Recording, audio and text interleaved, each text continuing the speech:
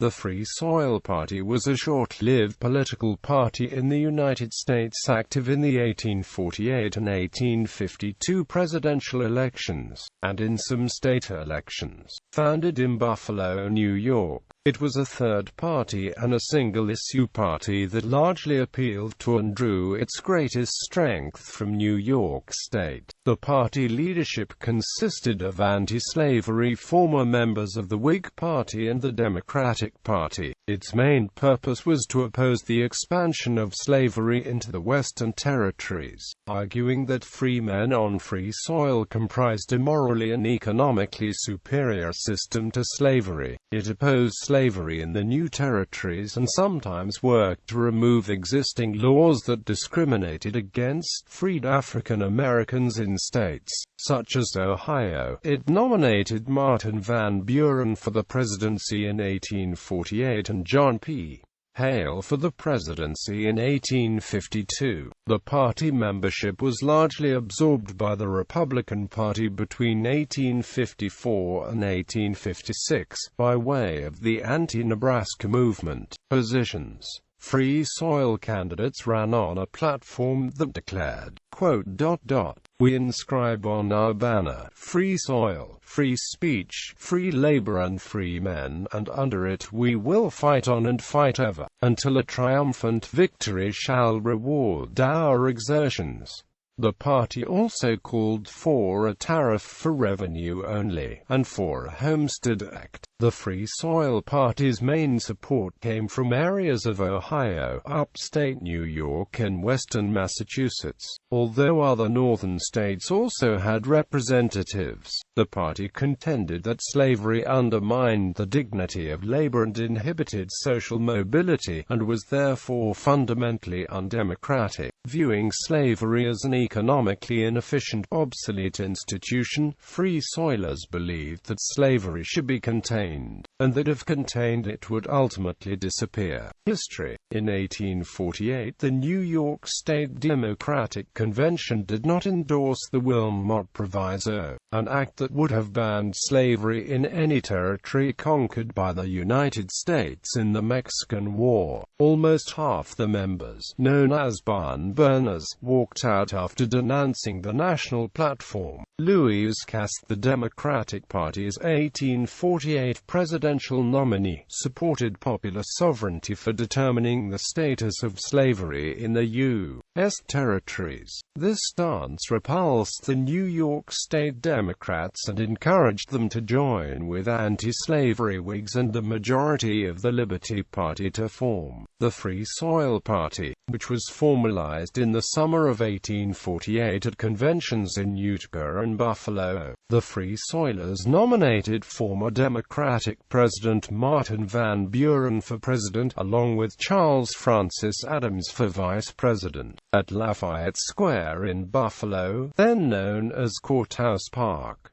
The main party leaders were Salmon P. Chase of Ohio and John P. Hale of New Hampshire. The Free Soil candidates won 10% of the popular vote in 1848, but no electoral votes, in part because the nomination of Van Buren discouraged many anti-slavery Whigs from supporting them. The party distanced itself from abolitionism and avoided the moral problems implicit in slavery. Members emphasized instead the threat slavery would pose to free white labor and northern businessmen in the new Western territories. Although abolitionist William Lloyd Garrison derided the party philosophy as whitemanism, the approach appealed to many moderate opponents of slavery. The 1848 platform pledged to promote limited internal improvements, work for a homestead law, work towards paying off the public debt, and introduce a moderate tariff for revenue only. The Compromise of 1850 temporarily neutralized the issue of slavery and undercut the party's no-compromise position. Most barn burners returned to the Democratic Party, and the Free Soil Party became dominated by ardent anti-slavery leaders.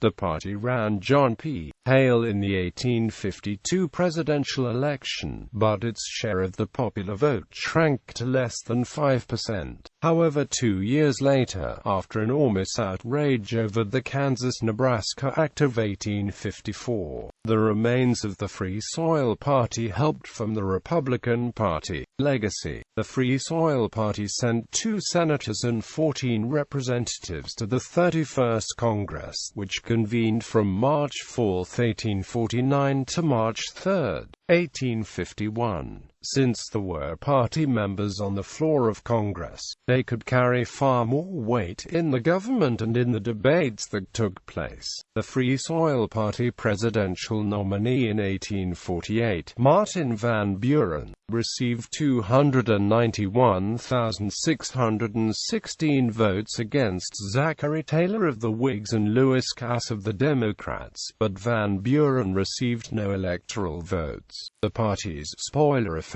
in 1848 may have helped Taylor into office in a narrowly contested election. The strength of the party, however, was its representation in Congress. The 16 elected officials had influence far beyond the numerical strength. The party's most important legacy was as a route for anti-slavery Democrats to join the new Republican coalition. In August 1854, an alliance was brokered at Ottawa, Illinois, between the Free Soil Party and the Whigs that gave rise to the Republican Party. Presidential candidates. Other noted Free Soilers: Jonathan Blanchard, president of Knox College; Walter Booth, U.S. Congressman from Connecticut; David C. Broderick, U.S. Senator from California; William Cullen Bryant; Salmon P. Chase, U.S. Senator from Ohio; Orrin B. Cheney, legislator from Maine, founder of Bates College;